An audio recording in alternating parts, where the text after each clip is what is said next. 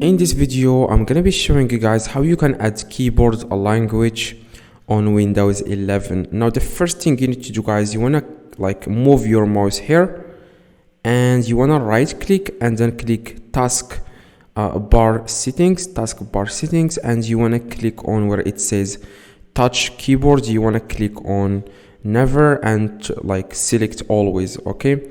And you will see here the keyboard, okay, where you can type whatever you want. Now, the second thing you need to do, guys, is to change the keyboard language.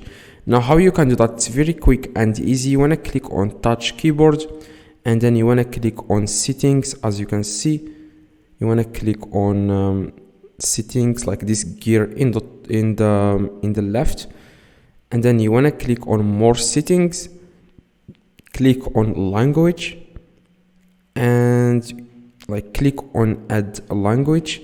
And here you can select which language you want. I'll just go with Arabic, and then you want to select the accent, click next, and that's it. Now you can then switch between the languages here, where you can click here. You can switch between all languages.